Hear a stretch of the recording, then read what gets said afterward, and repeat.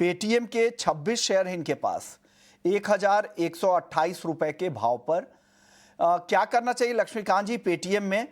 हालांकि बहुत ज्यादा नुकसान नहीं हो रहा है, क्या करें, होल्ड करें या निकल जाए पेटीएम से? पेटीएम को तो होल्ड करना चाहिए। अभी भी स्टॉक अपनी पॉजिटिव टेरिटरी में ट्रेड कर रहा है। 20 डीएमए का स्ट्रॉन्ग सपोर्ट है, तो मुझे लगता है कि इसमें होल्ड करके चला जा सकता है। एक स्टॉप लॉस मैं सजेस्ट करूंगा अराउंड द लेवल्स ऑफ 990। सो 990 का स्ट्रॉन्ग सपोर्ट भी है, तो मुझे लगता है कि जब तक इसके ऊपर रहता है तब तक इसमें तेजी बनी रह सकती है। अभी फिलहाल के अगर हम पिछले सेशन देखें तो वहां पर हल्की सी प्रॉफिट बुकिंग है, बट जैसे ही ये स्टॉक अपने 1110 के लेवल को पार करता है तो फिर से अपसाइड मोमेंटम को रेज्यूम करेगा। वहां से फिर हम 1200 के भी लेवल्स पेटीएम में देख सकते हैं।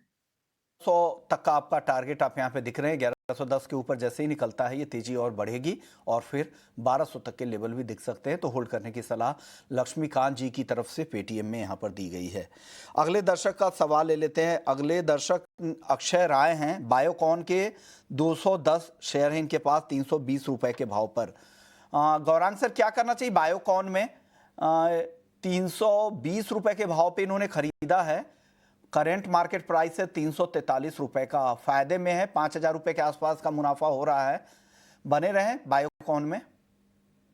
अगर नजरिया लंबी अवधि का है तो बने रहे। मेरे ख्याल से काफी कुछ तकलीफें थी बायोकॉन में अपने प्रोडक्ट लॉन्चेस को लेकर के और कुछ दिक्कतों को लेकर के, लेकिन अब वो धीरे धीरे सुधरते हुए आसार नजर आ रहे हैं।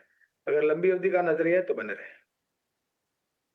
अगर आपका लंबी अवधि का नजरिया है तो आप बने रह सकते हैं बायोकॉन में। लेकिन चलिए अगले हफ्ते कौन कौन सा ऐसे ट्रिगर है जिन पर आपको नजर रखनी चाहिए ये आपको बता देते हैं।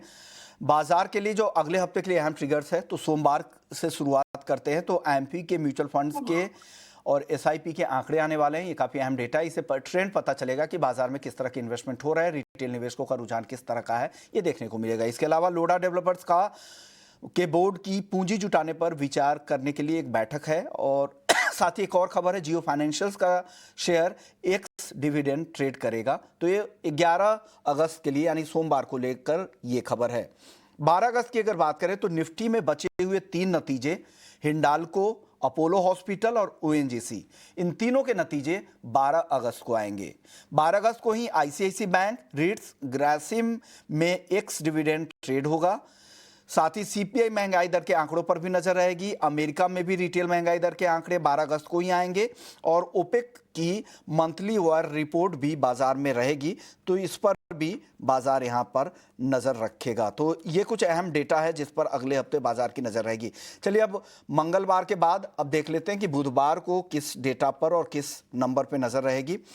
तो बुधवार को हालांकि कुछ अहम डेटा नहीं है।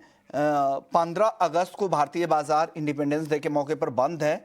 चीन और यूएस की रिटेल बिक्री के जो नंबर्स है वो भी 15 अगस्त को ही आएंगे और इंडस्ट्रियल प्रोडक्शन के आंकड़े भी यूएस के आएंगे 15 अगस्त को। तो ये कुछ अहम डेटा है अगले हफ्ते के लिहाज से। चलिए लौटते हैं